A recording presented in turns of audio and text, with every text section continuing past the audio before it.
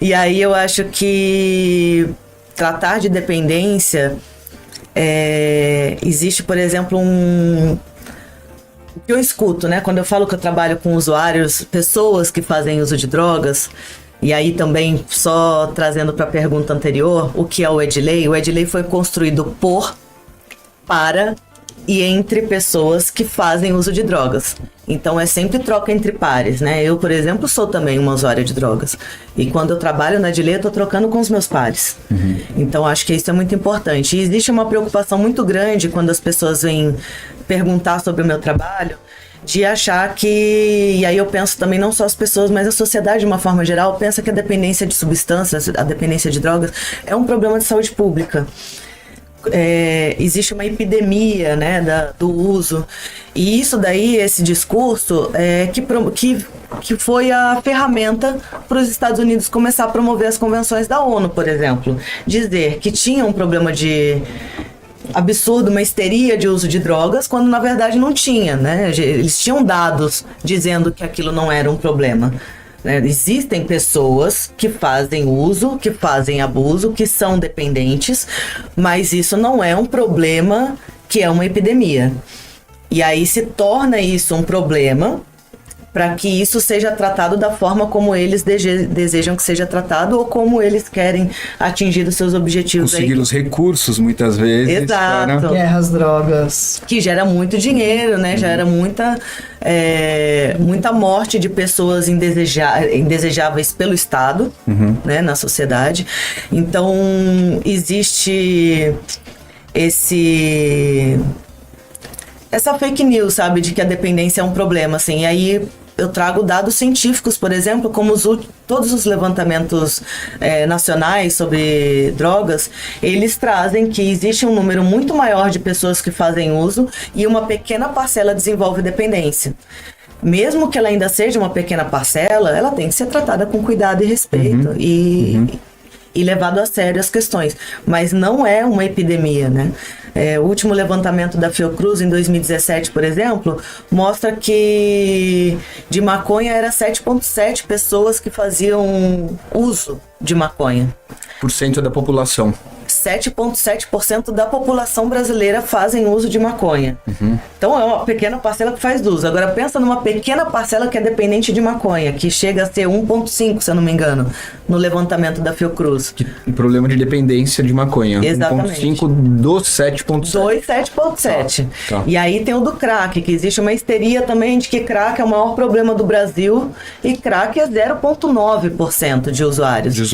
Isso que tem problema. Então, pensando nos que desenvolvem dependência, é 0,1%. Então, se cria um problema social, né, para se justificar. Tem outros muito claros, tipo álcool. Isso, O cigarro.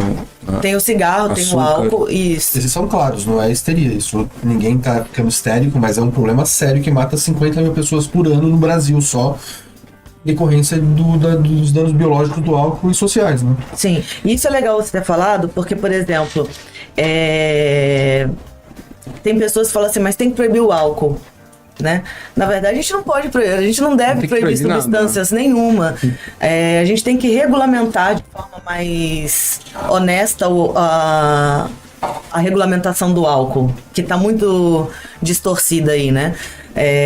Tem álcool vendendo do lado de refrigerante, perto de doces de criança, tem propaganda de bebidas alcoólicas ao meio-dia.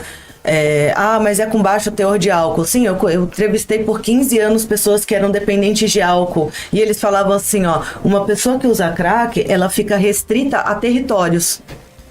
Eu, dentro da minha casa, corro risco de ter gatilho, porque eu ligo a televisão, tem a propaganda da Skol, tem a propaganda da Brahma, tem a propaganda de não sei... Não, você não pode ir não pode almoçar na Vila Madalena, que já vão chegar com chopp te oferecendo. Né? Exatamente. Álcool, isso não justifica, é um simulacro.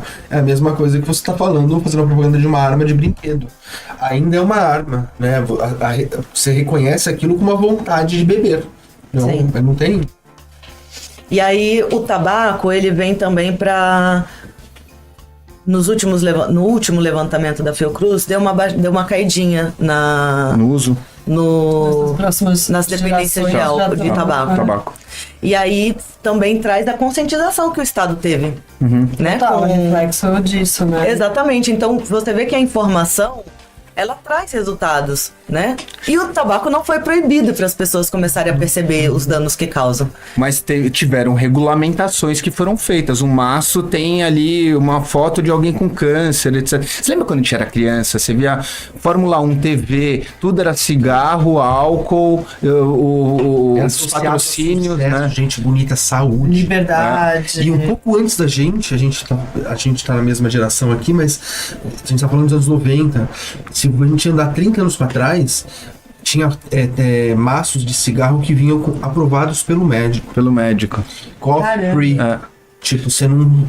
É um cigarro que não dava tosse. Então, assim, a gente teve uma propaganda pra inserir isso. A gente pode. E cigarro? Porque eu fumo, eu queria sem cigarro. É ridículo, né? É ridículo. A gente já. Pessoal, chegou a hora da gente finalizar, encerrar essa guerra às drogas. E com esse tipo de papo, a gente vai mudando essa realidade e a percepção. Nós fomos enganados durante muito tempo e a gente precisa trazer luz para esse papo e mudar a realidade. A gente conta com você. Compartilhe esse conteúdo que você vai fazer a diferença.